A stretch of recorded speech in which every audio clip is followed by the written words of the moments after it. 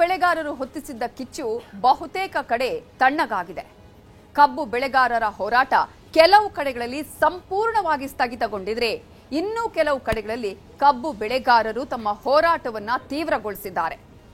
ಸರ್ಕಾರ ನಿಗದಿ ಮಾಡಿರುವ ದರ ನಮಗೆ ಸಾಕಾಗಿಲ್ಲ, ನಾವು ಏನು ಡಿಮ್ಯಾಂಡ್ ಇಟ್ಟಿದ್ದೀವೋ ಆ ಬೆಲೆಯನ್ನೇ ಕೊಡಬೇಕು ಅಂತ ಹೇಳಿ ವಿಜಯಪುರ ಹಾಗೆಯೇ ಬಾಗಲಕೋಟೆಯಲ್ಲಿ ರೈತರು ತೀವ್ರ ಸ್ವರೂಪದಲ್ಲಿ ಹೋರಾಟವನ್ನ ಮುಂದುವರೆಸಿದ್ದಾರೆ.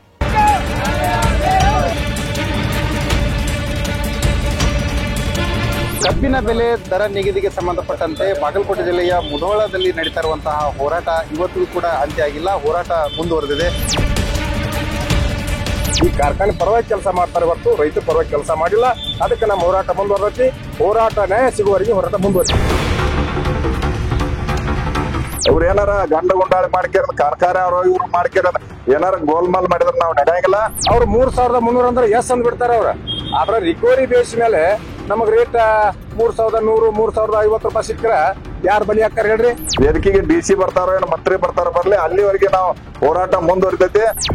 ಎಲ್ಲ ನಿಟ್ಟುಸಿರು ಬಿಟ್ಟಿದ್ರು, ಎಲ್ಲರೂ ಖುಷಿ ಪಟ್ಟಿದ್ರು, ರೈತರು ಸಿಹಿ ತಿಂದು ಸಂಭ್ರಮಾಚರಣೆ ಮಾಡಿದ್ರು.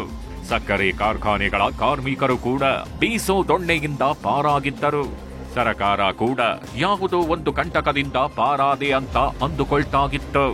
ಒಂದು ದೊಡ್ಡ ಹೋರಾಟ ನಿಂತೋಗಿತ್ತು.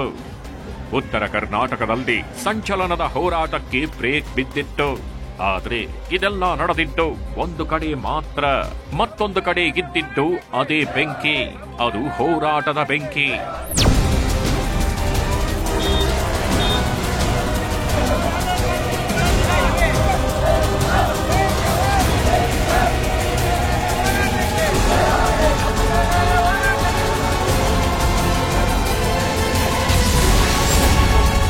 ಅಲ್ಲಿ ನಿಲ್ತು, ಇಲ್ಲಿ ತೀವ್ರಗೊಳ್ತು. ಇನ್ನೂ ಆರಿಲ್ಲ ಕಬ್ಬಿನ ಕಿಚ್ಚು.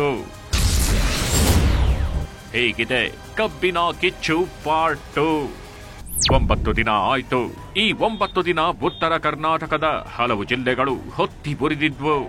ಬೆಳಗಾವಿ ಸೇರಿದಂತೆ ಹಲವಾರು ಜಿಲ್ಲೆಗಳಲ್ಲಿ ಸಾವಿರಾರು ರೈತರು ಸೇರಿ ಹಗಲು ರಾತ್ರಿ ಹೋರಾಟ ಮಾಡಿದ್ರು.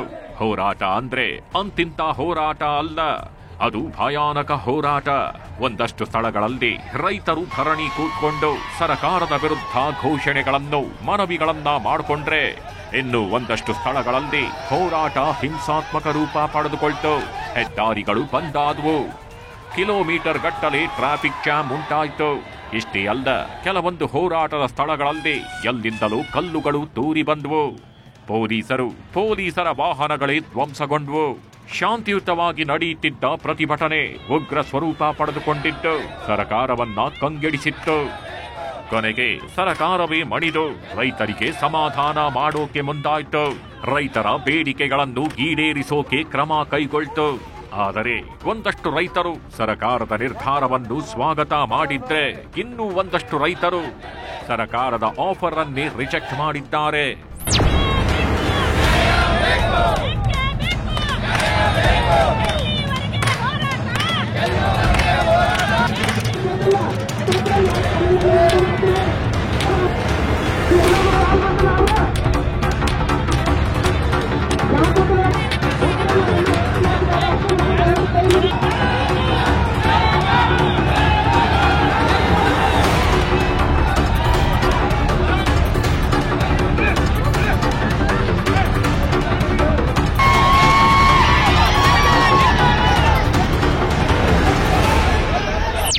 ಸರ್ಕಾರ ರೈತರ ಹೋರಾಟ ತಣ್ಣಗಾಗಿಸೋಕೆ ಕೆಲವು ಕ್ರಮ ಕೈಗೊಂಡಿತ್ತು. ಪ್ರತಿ ಟನ್ ಕಬ್ಬಿಗೆ 3,300 ರೂಪಾಯಿ ನೀಡಲು ಮಹತ್ವದ ನಿರ್ಧಾರ ಕೈಗೊಳ್ತು. ಇದರಲ್ಲಿ ಕಾರ್ಖಾನೆಗಳು 3,250 ರೂಪಾಯಿ ನೀಡಲಿದ್ದು, ಸರ್ಕಾರ 50 ರೂಪಾಯಿ ಸಹಾಯಧನ ನೀಡುತ್ತೆ. ಸಿಎಂ ಸಿದ್ದರಾಮಯ್ಯ ನೇತೃತ್ವದಲ್ಲಿ ಬೆಂಗಳೂರಿನ ವಿಧಾನಸೌಧದಲ್ಲಿ ನಡೆದ ಸಭೆಯಲ್ಲಿ ತೀರ್ಮಾನ ಕೈಗೊಳ್ಳಲಾಗಿತ್ತು. ಸರ್ಕಾರ ಈ ನಿರ್ಧಾರವನ್ನ ಘೋಷಿಸಿದ ತಕ್ಷಣ ರೈತರು ಖುಷಿಯಾಗಿದ್ರು. ಹಲವಾರು ಕಡೆಗಳಲ್ಲಿ ತಮ್ಮ ಪ್ರತಿಭಟನೆಯನ್ನು ವಾಪಸ್ ಪಡೆದ್ರು. ಸರ್ಕಾರ ತಮ್ಮ ಸಮಸ್ಯೆಗೆ ಸ್ಪಂದಿಸಿದೆ ಅಂತ ಅಂದುಕೊಂಡ್ರು. ಆದ್ರೆ ಇನ್ನು ಹಲವಾರು ಸ್ಥಳಗಳಲ್ಲಿ ಮಾತ್ರ ಪ್ರತಿಭಟನೆ ನಡೀತಾಗಿದೆ. ಸರ್ಕಾರ ಗೊಂದಲ ಸೃಷ್ಟಿಸೋ ಕೆಲಸ ಮಾಡಿದೆ ಅಂತಿದ್ದಾರೆ ಈಗ ಪ್ರತಿಭಟನೆ ಮಾಡ್ತಾಗಿರೋ ರೈತರು. ಇಷ್ಟಕ್ಕೂ ಪ್ರತಿಭಟನೆ ನಡೀತಾಗಿರೋದೆಲ್ಲಿ ಗೊತ್ತ? ವಿಜಯಪುರ ಮತ್ತು ಬಾಗಲಕೋಟೆಯಲ್ಲಿ. ಬೆಳಗಾವಿಯಲ್ಲಿ ಪ್ರತಿಭಟನೆ ವಾಪಸ್. ಹೌದು, ಬೆಳಗಾವಿಯಲ್ಲಿ ಮಾತ್ರ ರೈತರು ಪ್ರತಿಭಟನೆ ಕೈಬಿಟ್ಟಿದ್ದಾರೆ. ಉಳಿದ ಕೆಲವು ಕಡೆ ಹೋರಾಟ ಇನ್ನೂ ಮುಂದುವರೆದಿದೆ. ಪ್ರತಿ ಟನ್ ಕಬ್ಬಿಗೆ 3,300 ರೂಪಾಯಿ ನೀಡೋ ಸರ್ಕಾರದ ನಿರ್ಧಾರವನ್ನ ಕೆಲವೆಡೆ ರೈತರು ವಿರೋಧಿಸಿದ್ದಾರೆ. ಪ್ರತಿ ಟನ್ಗೆ ನಮಗೆ 3,300 ಬೇಕಿಲ್ಲ, 3,500 ಕೊಡಿ ಅಂತಾಗಿದ್ದಾರೆ. ಬಾಗಲಕೋಟೆಯ ಹಲವೆಡೆ ಮತ್ತು ವಿಜಯಪುರದ ಹಲವೆಡೆ ರೈತರು ತಮ್ಮ ಹೋರಾಟ ನಡೆಸ್ತಾಗಿದ್ದಾರೆ. ಹೌದು, ವಿಜಯಪುರ ನಗರದ ಗಗನ್ ಮಹಲ್ ಬಳಿ ಧರಣಿ ಸತ್ಯಾಗ್ರಹ ನಡೆದಿದೆ. ಅಲ್ಲಿ ಸತ್ಯಾಗ್ರಹಕ್ಕೆ ಕುಳಿತುಕೊಂಡ ರೈತರು ರಿಕವರಿ ವಿಚಾರದಲ್ಲಿ ತಮಗೆ ಅನ್ಯಾಯವಾಗ್ತಿದೆ ಅಂತಿದ್ದಾರೆ.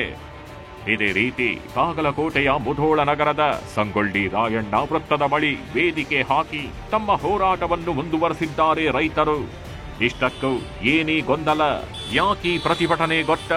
ಇಲ್ಲಿದೆ ನೋಡಿ. ರಿಕವರಿ ಆಧಾರದಲ್ಲಿ ರಾಜ್ಯ ಸರ್ಕಾರದಿಂದ ದರ ನಿಗದಿಯಾಗಿದೆ. ಆದರೆ ಬಾಗಲಕೋಟೆ, ವಿಜಯಪುರದಲ್ಲಿ ಕಡಿಮೆ ರಿಕವರಿ ಇದೆ. ಕಡಿಮೆ ರಿಕವರಿ ಕಾರಣಕ್ಕೆ ರೈತರಿಗೆ ಕಡಿಮೆ ಲಾಭವಾಗುತ್ತೆ. 50 ರೂಪಾಯಿ ವಿಚಾರದಲ್ಲೂ ರೈತರಿಗೆ ಗೊಂದಲವಿದೆ. ಮಾಲೀಕರು 50 ರೂಪಾಯಿ ಕೊಟ್ಟಿಲ್ಲ ಅಂದ್ರೆ ಸರ್ಕಾರ ನೀಡಬೇಕು. ಟನ್ ಕಬ್ಬಿಗೆ 3,500 ರೂಪಾಯಿ ನಿಗದಿಪಡಿಸಬೇಕು ಅನ್ನೋ ಬೇಡಿಕೆಯೂಗಿದೆ.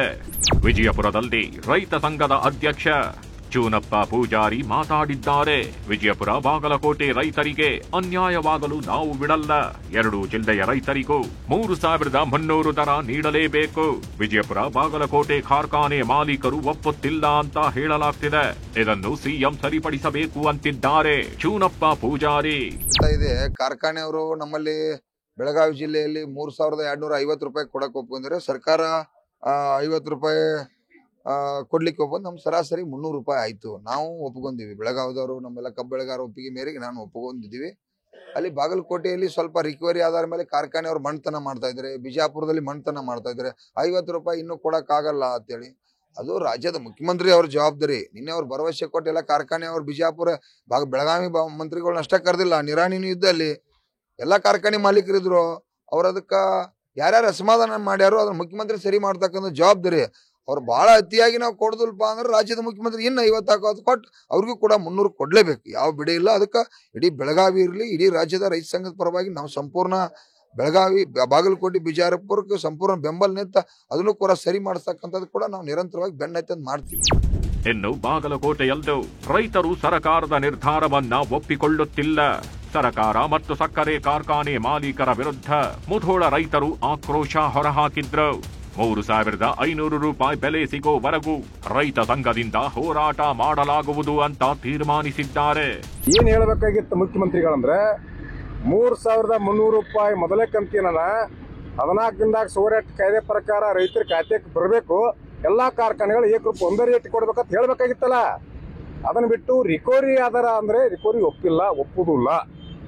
ಆ ದೃಷ್ಟಿಯಿಂದ ಈ ವರ್ಷದ್ದು 3,500 ರೂಪಾಯಿ ನಮ್ಮ ಬೇಡಿಕೆ, ನಮ್ದ ಮೊದಲೇ ಕಂತಿನ.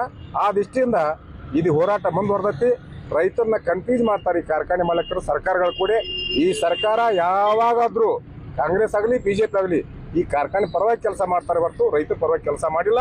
ದರ ನಿಗದಿ ಗೊಂದಲ ವಿಚಾರವಾಗಿ ವಿಜಯಪುರದಲ್ಲಿ ಸಚಿವ ಎಂಬಿ ಪಾಟೀಲ್ ಪ್ರತಿಕ್ರಿಯಿಸಿದ್ದು, ಎಲ್ಲ ಕಾರ್ಖಾನೆಯವರನ್ನು ಒಪ್ಪಿಸಿ ಒಂದು ನಿರ್ಣಯಕ್ಕೆ ಬಂದಿದ್ದೇವೆ. ಕಾರ್ಖಾನೆಯವರೆಲ್ಲರೂ ಒಪ್ಪಿದ್ದಾರೆ. ಬಾಗಲಕೋಟೆ, ವಿಜಯಪುರದಲ್ಲಿ ಗೊಂದಲ ಆಗಿದೆ. ಕಬ್ಬು, ಸಕ್ಕರೆ ವಿಚಾರದಲ್ಲಿ ಎಲ್ಲವೂ ಕೇಂದ್ರ ಸರ್ಕಾರದ್ದು. FRP ದರ ನಿಗದಿ ಮಾಡಿದ್ದು ಕೇಂದ್ರ ಸರ್ಕಾರ ಎಂದಿದ್ದಾರೆ.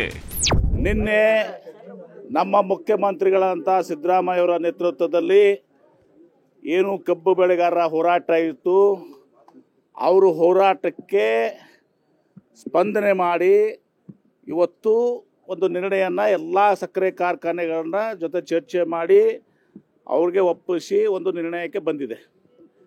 ಆ ನಿರ್ಣಯನ ಒಂದು ದಿವಸ ಎಲ್ಲರೂ ಕೂಡ ಒಪ್ಪಿದ್ದಾರೆ. ವಿಜಯಪುರ ಮತ್ತು ಬಾಗಲಕೋಟೆನಲ್ಲಿ ಸ್ವಲ್ಪ ಗೊಂದಲ ಇದೆ. ಇದು ಕಬ್ಬು ಏನು ವಿಚಾರದಲ್ಲಿ ಎಲ್ಲವೂ ಕೇಂದ್ರ ಸರ್ಕಾರದ್ದು. FRP ನಿಗದಿಪಡಿಸೋರು ಯಾರು? ಕೇಂದ್ರ ಸರ್ಕಾರ. ಮಾಲೀಕರು ಹೆಚ್ಚುವರಿ 50 ರೂಪಾಯಿ ಕೊಡ್ತಾರೋ ಕೊಡಲ್ವೋ ಅನ್ನೋ ಡೌಟ್ ಇದೆ. ಈ ಬಗ್ಗೆ ಸ್ವತಃ ಸಿಎಂ ಪ್ರತಿಕ್ರಿಯೆ ನೀಡಿದ್ದಾರೆ. ಜಿಲ್ಲಾಧಿಕಾರಿ ಹೇಳೋವರೆಗೂ ಕೂಡ ಒಪ್ಪಿರಲಿಲ್ಲ 3,500 ರೂಪಾಯಿ. ಜಿಲ್ಲಾಧಿಕಾರಿ ಬಂದು ಹೇಳಿದ ಮೇಲೆ ಒಪ್ಕೊಂಡ್ರು. ನಾನು ಬಹಳ ಸ್ಪಷ್ಟವಾಗಿ ಹೇಳಿದ್ದೀನಿ, 50 ರೂಪಾಯಿನ ಫ್ಯಾಕ್ಟರಿಯವ್ರು ಕೊಡಬೇಕು. ಸರ್ಕಾರ 50 ರೂಪಾಯಿ ಕೊಡ್ತದೆ. ಡಿಸಿ ಏನು ಹೇಳಿದ್ದಾನೆ, 10.25ಕ್ಕೆ 3,100 ರೂಪಾಯಿ ಪ್ಲಸ್ 100 ರೂಪಾಯಿ. ಈಗ ನಾವು ನಿನ್ನೆ ತೀರ್ಮಾನ ಮಾಡಿರೋದು 100 ರೂಪಾಯಿ ಮೇಲೆ. ಒಟ್ಟಿನಲ್ಲಿ ಕಬ್ಬಿನ ಕಿಚ್ಚು ಇನ್ನೂ ಆರಿಲ್ಲ. ಬಾಗಲಕೋಟೆ ಮತ್ತು ವಿಜಯಪುರದಲ್ಲಿ ಹೋರಾಟ ಮುಂದುವರೆದಿದ್ದು ಸರ್ಕಾರ ಏನು ಕ್ರಮ ಕೈಗೊಳ್ಳುತ್ತೆ ಅನ್ನೋದನ್ನ ಕಾದು ನೋಡಬೇಕಿದೆ.